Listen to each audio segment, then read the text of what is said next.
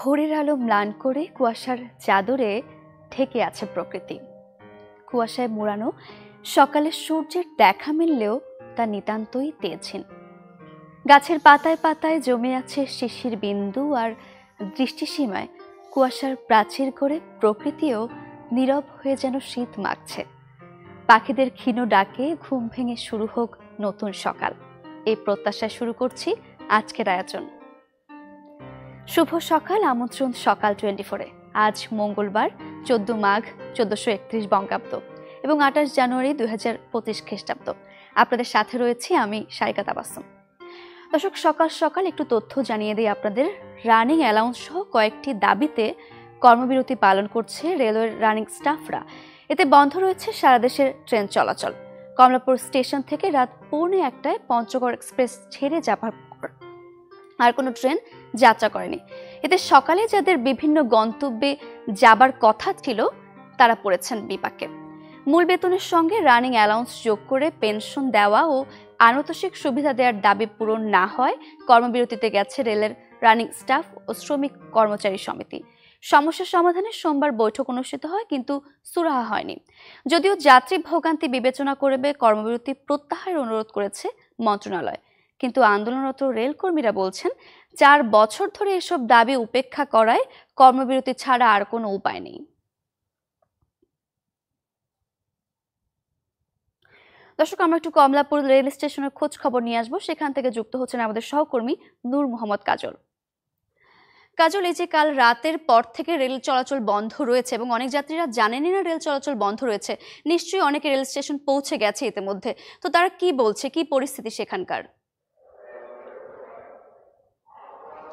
হ্যাঁ সারিকা, ধন্যবাদ। আজকে সকাল থেকেই আমি রয়েছি কমলাপুর রেলওয়ে স্টেশনে। এখানে রেলওয়ে স্টেশন কর্তৃপক্ষ কিন্তু বারবারই মাইকে ঘোষণা করছেন এবং এই অনাকাঙ্ক্ষিত যে ঘটনা, এই যাত্রা বাতিল এবং ট্রেনের রানিং স্টাফরা যে কর্মবিরতিতে গিয়েছে সেজন্য তারা যাত্রীদের কাছে বারবারই দুঃখ প্রকাশ করছেন এবং সেই সাথে তারা টিকিট রিফান্ড দেওয়া হবে বলেও জানানো হচ্ছে। এবং তারা বলছেন যে যারা অনলাইনে টিকিট কেটেছেন তারা অনলাইনেই রিফান্ড করতে পারবেন, রিফান্ড সুবিধা পাবেন, এবং যারা অফলাইন অর্থাৎ প্ল্যাটফর্মে স্টেশনের কাউন্টার থেকে টিকিট কেটেছেন তারা কাউন্টারে এসে টিকিট রিফান্ড করতে পারবে।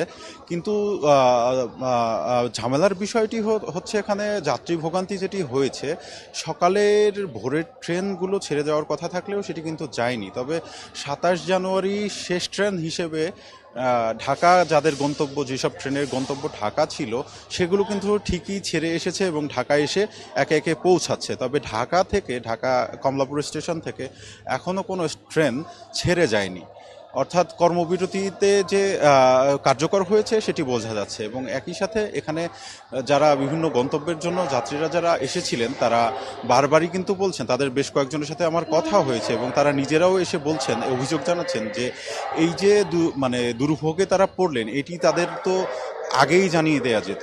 রেলওয়ে কর্তৃপক্ষ এখন যেহেতু টিকিটিং সিস্টেমে কন্ট্যাক্ট নাম্বার যোগ হয়েছে এবং যেই যাত্রী যাবেন তার কন্ট্যাক্ট নাম্বার দিয়েই কিন্তু টিকিটটি কাটতে হয়। তো তারা যেটি বলছেন, যে আমার কাছে যেটি বলছিলেন, যে এই টিকিটের যে নাম্বার আছে সেটি ধরেও তো টেক্সট করে দেওয়া যেত বা জানানো যেত যে রেল চলাচল বন্ধ থাকবে, তাহলে কিন্তু তাদের অনেকাংশেই ভোগান্তি কমে যেত। এবং অনেকেই বলছেন যে যেহেতু ট্রেন চলাচল বন্ধ, তারা হয়তোবা অন্যভাবে অন্য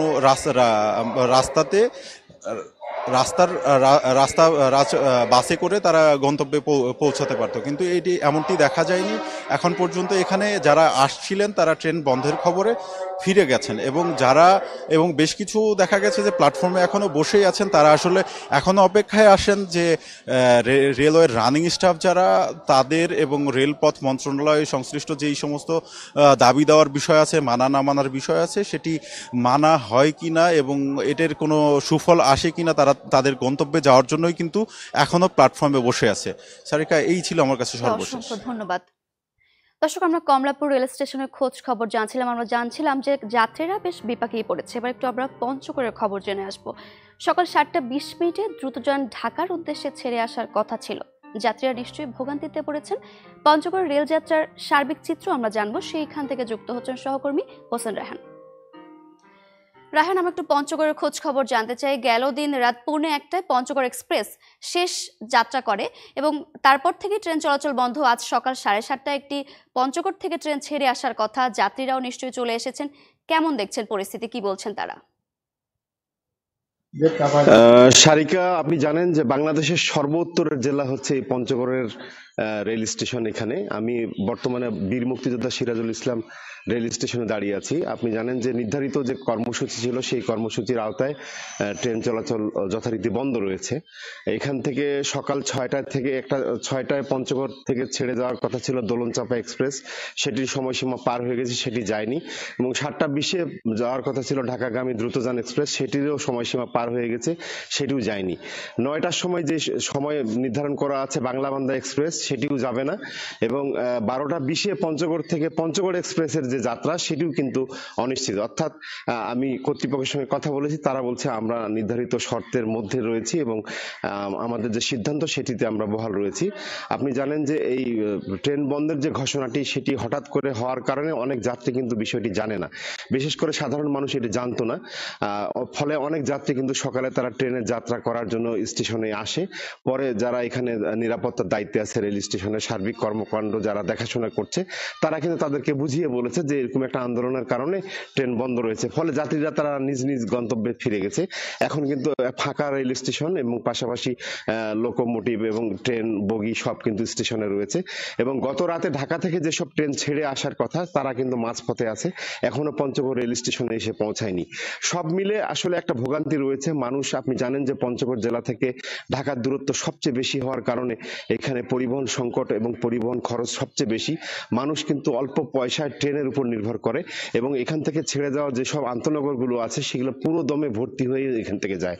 ফলে হঠাৎ করে ট্রেন বন্ধের যে ঘোষণা, সেটি কিন্তু মানুষকে বিব্রত করেছে, বিশেষ করে সাধারণ মানুষকে।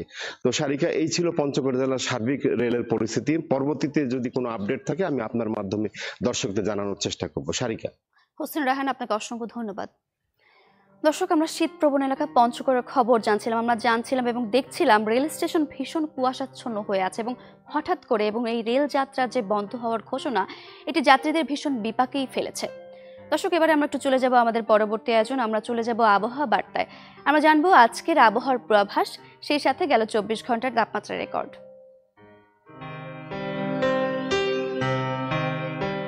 ঢাকায় সর্বোচ্চ তাপমাত্রা ছিল 25 ডিগ্রি সেলসিয়াস, সর্বনিম্ন তাপমাত্রা 15.7 ডিগ্রি সেলসিয়াস। রাজশাহীতে সর্বোচ্চ তাপমাত্রা ছিল 25.1 ডিগ্রি সেলসিয়াস, সর্বনিম্ন তাপমাত্রা 11 ডিগ্রি সেলসিয়াস।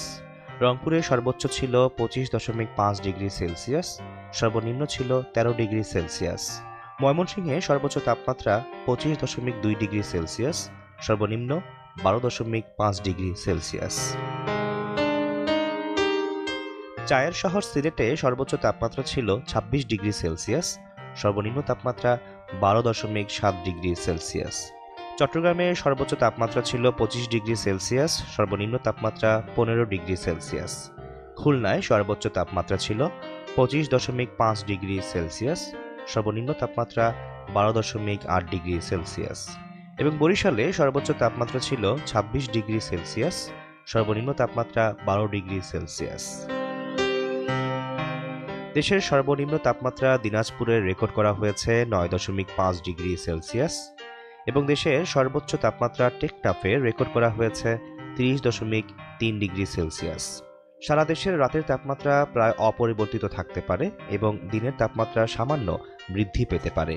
শেষ রাত থেকে সকাল পর্যন্ত সারা দেশে হালকা থেকে মাঝারি ধরনের কুয়াশা পড়তে পারে। দর্শক, আবহাওয়া বার্তাটি জানছিলাম। শীতের এই সময়টাতে আমরা প্রায় প্রতিদিনই চেষ্টা করছি বিভিন্ন জেলা থেকে শীত পরিস্থিতির খবর আপনাদের জানাতে। আজ আমরা চলে যাব চায়ের রাজধানী মৌলভীবাজারে। সেখান থেকে যুক্ত হচ্ছেন আমাদের সহকর্মী আব্দুর রব। আমরা জানবো সেখানকার পরিস্থিতি। আব্দুর রব, শুভ সকাল। মৌলভীবাজারে তো ভীষণ শীত পড়ছে, বিপাকেও পড়ছে মানুষ, কিন্তু আরেকটি বিষয় আমি জানতে চাইবো যে এখানে তো এই সময়টা তো ভীষণ পর্যটকের আগমনও দেখা যায়, কি অবস্থা সেখানকার আসলে? পর্যটন শহর শ্রীমঙ্গল থেকে শুভ সকাল সারিকা। আমি এখন আছি মৌলভীবাজারের শ্রীমঙ্গলে। এখানে আজকে আবহাওয়া অফিসের তথ্য অনুযায়ী শ্রীমঙ্গলের সর্বনিম্ন তাপমাত্রা রেকর্ড করা হয়েছে 12.5 ডিগ্রি সেলসিয়াস। এই তাপমাত্রা গতকাল ছিল 9.8 ডিগ্রি সেলসিয়াস এবং আগের দিন ছিল 9.6 ডিগ্রি সেলসিয়াস। এবং এই মৌসুমে এই অঞ্চলে সর্বনিম্ন তাপমাত্রা রেকর্ড করা হয়েছিল 8.9 ডিগ্রি সেলসিয়াস। অর্থাৎ এই অঞ্চলটা এমনিতেই শীতপ্রবণ এলাকা এবং এই সময় আসলে শীতের প্রকোপ অনেকটা বেড়েছে এবং এর ফলে শ্রমজীবী যে সাধারণ মানুষ অনেকে আসলে শীত কষ্টে ভুগছেন। আমি যদি একটু দেখাই যে আসলে এই শ্রীমঙ্গল এবং এই অঞ্চলটা আসলে পর্যটন অধ্যুষিত এলাকা, বিশেষ করে এই শীতের মৌসুমে অনেক পর্যটক এখানে আসেন। বিশেষ করে এই যে কুয়াশাচ্ছন্ন চা বাগান এবং বিভিন্ন যে চা বাগানের লেক, বিভিন্ন আরো যে পাহাড় টিলা এবং যে অতিথি পাখির অভয়াশ্রম বাইক্যাবিল শো হাওর বাওর যে বিভিন্ন জায়গাগুলো রয়েছে সেগুলোতে আসলে প্রচুর পরিমাণে পর্যটক আসেন। আমরাও আজকে সকালে এখানে দেখেছি যে অনেক পর্যটককে বিভিন্ন ধরনের গাড়ি নিয়ে ছুটছেন বিভিন্ন জায়গায়, এমনকি যে কুলা জিপ, যেটাকে স্থানীয়ভাবে চাঁদের গাড়ি বলা হয়, সেই গাড়িগুলো নিয়ে অনেক পর্যটককে আমরা দেখেছি যেতে। এবং অনেকে দেখেছি যে কুয়াশাচ্ছন্ন সকালে যে চা বাগানের সাথে নিজের যে ছবি বা ভিডিও ধারণ করতে, এরকম অনেক দৃশ্য দেখেছি। পাশাপাশি অনেক শ্রমজীবী মানুষকে আমরা দেখেছি যারা বিভিন্ন বাগান থেকে যে স্থানীয় উৎপাদিত ফসল, বিশেষ করে কলা, আনারস, লেবু সহ বিভিন্ন যে ফল তারা এই বাগান থেকে সংগ্রহ করে সেটা শ্রীমঙ্গল বাজারে নিয়ে যাচ্ছেন এবং সেখানে আড়তে বিক্রি করবেন। এভাবেই তাদের আসলে প্রাত্যহিক দিন চলে এবং তাদের জীবন যাপন এভাবে তারা করে থাকেন। এবং এছাড়াও তাদের সাথে আমরা আলাপ করেছিলাম যে আসলে এই শীতের সময় পর্যাপ্ত যে শীত পোশাক সরকার থেকে দেওয়ার বিষয়টি তারা জানিয়েছেন যে আসলে এই পর্যন্ত তারা শীতের যে বিভিন্ন ধরনের যে পোশাক পাওয়া বা এগুলো আসলে পাননি। তো সব মিলিয়ে বলা যায় সারিকা আসলে এই অঞ্চলটা যেহেতু এমনিতেই শীতপ্রবণ এবং একদিকে যেমন মানুষের দুঃখ কষ্ট রয়েছে, ঠিক অপরদিকে আবার এই শীতপ্রবণ এলাকায় অনেক মানুষ বিভিন্ন জায়গা থেকে ঘুরতে আসছেন এবং আনন্দ করছেন। সারিকা। আব্দুর রব, আপনাকে ধন্যবাদ। দর্শক, শীত প্রবণ এলাকা মৌলভীবাজারে আমরা শীত পরিস্থিতির খবর জানছিলাম। চায়ের রাজধানীতে এই সময়টাতে বেশ পর্যটকদের আগমন ঘটে এবং এখন কিন্তু মৃদু শৈত্যপ্রবাহ বিরাজ করছে মৌলভীবাজারে। আমরা জানছিলাম এসব নিয়ে। দর্শক, এই মুহূর্তে সকাল 24-এর সময় হলো ছোট্ট একটা বিরতির। ফিরছি আরো আয়োজন নিয়ে, আমাদের সঙ্গেই থাকুন।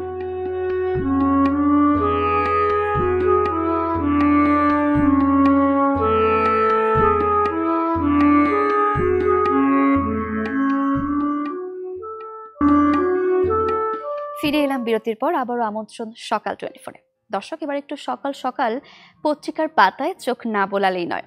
আমাদের কাছে রয়েছে কয়েকটি পত্রিকা। আমরা পত্রিকাগুলো থেকে প্রথম পাতার সব প্রধান প্রধান শিরোনামগুলোতে একটু চোখ বুলিয়ে নেব।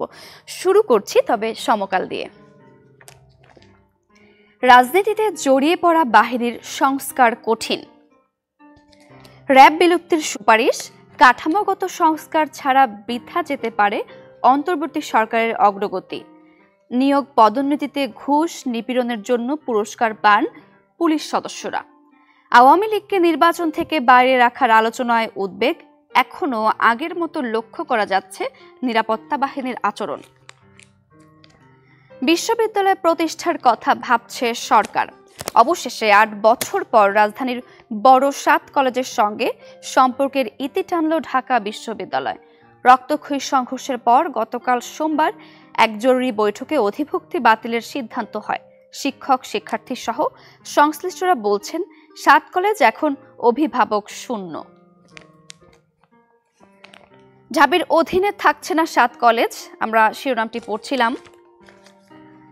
রেলে আওয়ামী লীগের রাজত্ব বিএনপির দখলে। বেপরোয়া 8 ভাইয়ের নিয়ন্ত্রণে দরপত্র, রীতিমতো তালিকা তৈরি করে বদলি বাণিজ্য। কাজে নেই শ্রমিক দলের নেতাকর্মীরা রাখেন আতঙ্কে। দর্শক, সমকালের প্রথম পাতার শিরোনামগুলো তো আমরা পড়ে নিচ্ছিলাম। সমকালের পরে আমরা চলে যাব প্রথম আলোর প্রথম পাতাতে। 7 কলেজ নিয়ে শিরোনাম করা হয়েছে। 7 কলেজের জন্য অন্য আলাদা বিশ্ববিদ্যালয়ের পরিকল্পনা।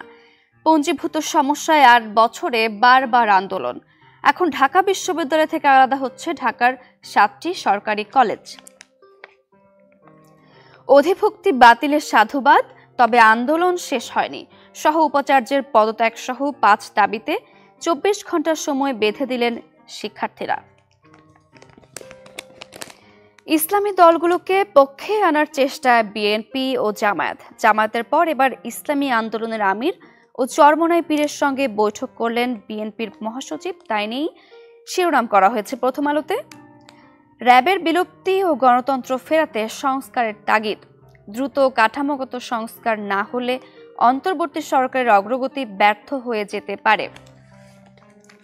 পাশাপাশি গাজা খালি করার ট্রাম্পের প্রস্তাব প্রত্যাখ্যান, উত্তর গাজার দিকে জনস্রোত, মার্কিন প্রেসিডেন্ট ডোনাল্ড ট্রাম্পের প্রস্তাব প্রত্যাখ্যান করেছে মিশর ও জর্ডান। দর্শক, এই ছিল প্রথম আলোর শিরোনামগুলো। আমরা এবারে দৈনিক ইত্তেফাকের শিরোনামগুলো দেখে নেব। ন্যূনতম সংস্কার শেষে দ্রুত নির্বাচন প্রত্যাশা, বিএনপি ও ইসলামী আন্দোলনের শরিয়া বিরোধী বক্তব্য দিতে পারবে না।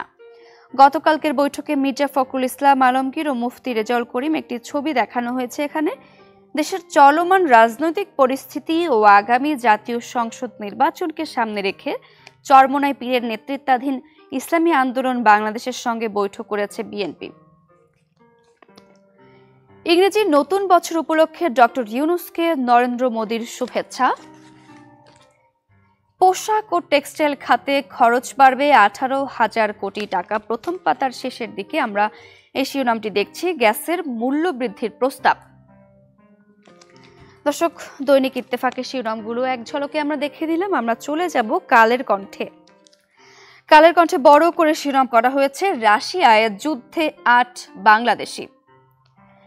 ইউক্রেনের রাজধানী কিয়েভ স্থল মাইন বিস্ফোরণে আহত হয়েছেন বাংলাদেশের রাজবাড়ির ছেলে আরমান মণ্ডল। ইউক্রেনের ড্রোন হামলা প্রতিহত করতে গিয়ে গত বৃহস্পতিবার মাইন বিস্ফোরণে আক্রান্ত হওয়ার দাবি করেন তিনি। 21 বছর বয়সী এই তরুণ রাশিয়া ইউক্রেন যুদ্ধে কিভাবে জড়ালেন সে বিষয়ে অনুসন্ধান করেছে কালের কণ্ঠ।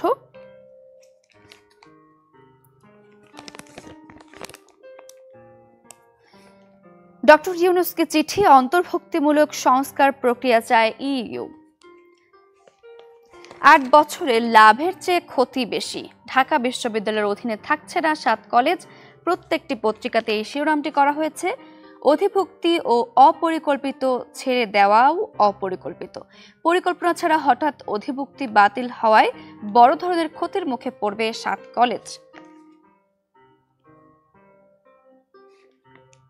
বাংলাদেশি কর্মীদের ভিসা দেবে না ক্রোয়েশিয়া।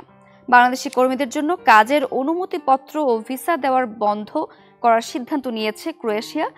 এর ফলে খুব শিগগিরই বন্ধ হয়ে যাচ্ছে ক্রোয়েশিয়ার বাংলাদেশের শ্রম বাজার। আরও একটি শিরোনাম গুরুত্বের সাথে এখানে করা হয়েছে কালের কণ্ঠের শেষের দিকে। ইপিজেডে বিদেশি বিনিয়োগ 22% কমেছে। সার্বিকভাবে বিদেশি বিনিয়োগ কমেছে 71%। গত অর্থ বছরের 6 মাসে ইপিজেডে বিনিয়োগ $162 মিলিয়ন। দর্শক, কালের কণ্ঠের শিরোনামগুলো আমরা দেখে নিলাম। সবশেষে আমরা যুগান্তরের শিরোনামগুলোতে চোখ বোলাবো এবারে। সরকার উৎখাতে চক্রান্ত, নেত্রীর বার্তা অনুযায়ী প্রস্তুত থাকুন সালমান এফ রহমান। কারাগারে বসে চলছে নানা তৎপরতা। সরকার 40,000 শ্রমিকের চাকরি খেয়েছে, 10,000 নামলেই তো হয়। 7 কলেজের সংঘাতের খবর শুনে মুচকি হাসি, টিস্যুতে লিখে পলকের গোপন বার্তা। দর্শক, এই ছিল আজকের দিনের সব প্রধান শিরোনামগুলো। এবার একটু আমরা সকাল সকাল বাজার পরিস্থিতির খবর জানবো। আমরা নাটোরের বাজার পরিস্থিতির খবর জানবো। নাটোর থেকে যুক্ত হচ্ছেন সহকর্মী দেবাশিস কুমার সরকার। দেবাশিস, শুভ সকাল। আপনি একটি সবজির বাজারেই দাঁড়িয়েছেন। আমরা একটু সকাল সকাল নাটোরের সবজির বাজার পরিস্থিতি জানতে চাই আপনার কাছ থেকে বিস্তারিত। শুভ সকাল সারিকা। আমি এখন রয়েছি নাটোরের যে মাদ্রাসার মোড় বাজার রয়েছে সেই বাজারে। সেই বাজারটা হচ্ছিল নাটোরের স্থানীয় 3টে বাজার রয়েছে বড় বড়, সেই বাজারগুলোর মধ্যে একটি অন্যতম বাজার, সেটা হচ্ছে নাটোর, যেখানে মূলত পাইকারি পণ্য বিক্রি হয় এবং পাইকারির পাশাপাশি খুচরা ও কৃষি পণ্য বা তরি তরকারি যে সবজি বাজার সেগুলো বিক্রি হয়। পাশাপাশি নিচে বাজার রয়েছে, নিচে বাজারেও সবজি বিক্রি হয় এবং সেখানেও পাইকারি বিক্রি হয়। আর এটা রয়েছে মাদ্রাসা বাজার, নাটোরের মাদ্রাসা মোড় এলাকায় অবস্থিত, স্বাধীনতা চত্বরের পাশে। এই বাজারটা মূলত কৃষকের বাজার এবং এখানে খুচরা বিক্রিটাই বেশি বিক্রি হয়। তো সকালে এসে যেটা আমরা দেখেছি যে সব ধরনের তরকারিরই শীতকালীন যে সবজি সেটার দরপতন ঘটেছে। আমরা সকালবেলা স্টেশন বাজার এলাকায় দেখেছি যে সবচেয়ে কম দাম এখন যেটা, সেটা হচ্ছে সিমের বাজারের দরপতন হচ্ছে, সেটা 5 থেকে 6 টাকা কেজি দরে আমরা পাইকারি বিক্রি হতে দেখেছি। খুচরা পর্যায়ে সেটা 10 থেকে 15 টাকা কেজি দরে বিক্রি হচ্ছে। এছাড়া অন্যান্য যে কোনো ধরনের সবজি কিন্তু 30 টাকার নিচে বিক্রি হচ্ছে। বেশ করে বেগুন রয়েছে 25 থেকে 30 টাকা কেজি দরে, আলু রয়েছে 16 থেকে 20 টাকার মধ্যেই। এছাড়া অন্যান্য যে সবজিগুলো রয়েছে, ফুলকপি, কিছুদিন আগে যে ফুলকপির দরপতন ঘটেছিল 80 টাকা থেকে 100 টাকা মন, সেই ফুলকপির দাম কিন্তু এখন কিছুটা বেড়েছে। এখন কেজিতে পাইকারি বিক্রি হতে আমরা দেখেছি সকালবেলা 12 থেকে 14 টাকা কেজি পাইকারি বিক্রি হচ্ছে। খুচরা বাজারে সেটা 20 থেকে 25 টাকা কেজি দরে বিক্রি হচ্ছে। এছাড়া অন্যান্য যে সবজি রয়েছে, মিষ্টি কুমড়া থেকে শুরু করে লাউ, এগুলো মিষ্টি কুমড়া প্রতি কেজি 40 টাকা বিক্রি হচ্ছে। এছাড়া লাউ বিক্রি হচ্ছে 25-30 টাকা। এছাড়া যে শশা রয়েছে বা ক্ষীরে রয়েছে, এই এলাকার উৎপাদিত যে শশা এবং ক্ষীরেগুলো, সেগুলো 25 থেকে 30-35 টাকা পর্যন্ত বিক্রি হতে দেখা গেছে। এছাড়া আর সকল সবজির দরই কিন্তু পতন ঘটছে। কৃষকরা যেটা বলছেন যে আসলে আমাদের যে বাজারের যে নিয়ন্ত্রণহীনতা এবং সরকারিভাবে যে তদারকি যে ব্যবস্থা, সেটা না থাকায় কৃষকরা ক্ষতির সম্মুখীন হন। এছাড়া কোন ফসল কি পরিমাণ উৎপাদিত হবে সেই উৎপাদনের ক্ষেত্রে কিন্তু নীতিমালা নির্ধারিত নেই। যখন কোনো পণ্যের দাম বেড়ে যায় তখন সব কৃষকই কিন্তু এই ঝুঁকি করার ফলে, যেমন গত বছর আলুর দাম বৃদ্ধি পায়, এবছর কিন্তু প্রচুর পরিমাণে আলু উৎপাদিত হয়েছে, যার ফলে আলুর দরপতন ঘটেছে। এছাড়া সব ফসলের ক্ষেত্রে উৎপাদনের একটা নীতিমালা এবং বিপণনের দাবি জানিয়েছে কৃষক সমাজ। বুঝছো না দেবাশিস, ধন্যবাদ আপনাকে। দর্শক, নাটোরের মাদ্রাসার মোড় বাজার থেকে যুক্ত হয়েছিলেন সহকর্মী দেবাশিস কুমার সরকার। আমরা জানছিলাম সেখানকার বাজার পরিস্থিতি। দর্শক, সকাল সকাল কত তথ্যই তো আমরা জানলাম। এবার একটু জন্মদিনের শুভেচ্ছা জানানোর পালা। আজ 28 জানুয়ারি। আজকে এই দিনটি আপনাদের কিংবা আপনাদের প্রিয়জনের যাদের জন্মদিন, তাদেরকে সকাল 24 পক্ষ থেকে জানাই অনেক অনেক শুভেচ্ছা। দর্শক, আপনাদের পাশাপাশি 28 জানুয়ারি এই দিনটিতে কোন কোন বিখ্যাত ব্যক্তির জন্মদিন আমরা এক ঝলকে জানবো, তাদের শুভেচ্ছা জানাবো, সেই সাথে তাদের কয়েকটি বিখ্যাত কাজও আমরা এক ঝলকে জেনে নেব। এবারে 1877 সালের এই দিনে জন্মগ্রহণ করেন ব্রিটিশ বিরোধী আন্দোলনের অন্যতম বিখ্যাত বিপ্লবী পুলিন বিহারী দাস। শরীয়তপুর জেলার নড়িয়া উপজেলায় জন্ম তার। তিনি ছিলেন ঢাকা অনুশীলন সমিতির প্রতিষ্ঠাতা। তিনি ঢাকায় প্রতিষ্ঠা করেছিলেন ন্যাশনাল স্কুল, যা আদতে ছিল সশস্ত্র বিপ্লবী দল তৈরির একটা প্রশিক্ষণ কেন্দ্র। এখানে প্রথমে ছাত্রদের লাঠি খেলা এবং কাঠের তলোয়ারের মাধ্যমে প্রশিক্ষণ দেওয়া হতো। 1930 সালের এই দিনে জন্মগ্রহণ করেন শাস্ত্রীয় সঙ্গীতজ্ঞ পণ্ডিত যশরাজ। ছিলেন হিন্দুস্তানি শাস্ত্রীয় সঙ্গীতের মেওয়াতি বা যোধপুর ঘরানার ভারতীয় কণ্ঠশিল্পী। সুদীর্ঘ 75 বছরের সঙ্গীত জীবনে জাতীয় ও আন্তর্জাতিক খ্যাতি, অসংখ্য পুরস্কার ও সম্মানে ভূষিত হয়েছেন। শাস্ত্রীয় ভক্তিমূলক সঙ্গীত বহু অ্যালবামে মেওয়াতি ঘরানাকে জনপ্রিয় করতে অসামান্য অবদান রেখে গেছেন। 1978 সালের এই দিনে জন্মগ্রহণ করেন ইতালীয় সাবেক ফুটবলার জিয়ান লুইজি বুফন। ইতালি জাতীয় দলের সাবেক গোলরক্ষক ছিলেন তিনি। জাতীয় দলের হয়ে তিনি সর্বাধিক সংখ্যক খেলায় মাঠে নেমেছেন। পেলের প্রকাশিত 100 জন জীবিত বিখ্যাত ফুটবলারদের তালিকায় বুফনও ছিলেন। তিনি 8 বার সিরিয়ে বর্ষসেরা গোলরক্ষকের পুরস্কার জিতেছেন, যা একটি রেকর্ড। বুফনই একমাত্র গোলরক্ষক যিনি উয়েফা বছরের সেরা ক্লাব ফুটবলার পুরস্কার জিতেছেন। 1985 সালের এই দিনে জন্মগ্রহণ করেন আমেরিকান র্যাপার এবং রেকর্ড প্রযোজক জারমাইন ল্যামার কোল। তিনি 2007 সালে তার প্রথম দ্য কাম আপ প্রকাশের পর র্যাপার হিসেবে মনোযোগ আকর্ষণ করেন। যৌথভাবে প্রকাশিত দ্য ওয়ার্ম আপ এবং ফ্রাইডে নাইট লাইটস সমালোচকদের প্রশংসা কুড়িয়েছেন ব্যাপকভাবে। দর্শক, বিখ্যাত ব্যক্তিদের জন্মদিন নিয়ে জানতে জানতে আয়োজনের একেবারে শেষ পর্যায়ে চলে এসেছি আমরা। দেখা হবে নতুন দিনে নতুন সব তথ্য আর আয়োজন নিয়ে। সেই পর্যন্ত ভালো থাকুন, সুস্থ থাকুন, চ্যানেল 24 এর সাথেই থাকুন। সবাইকে আরো একবার জানাই শুভ সকাল।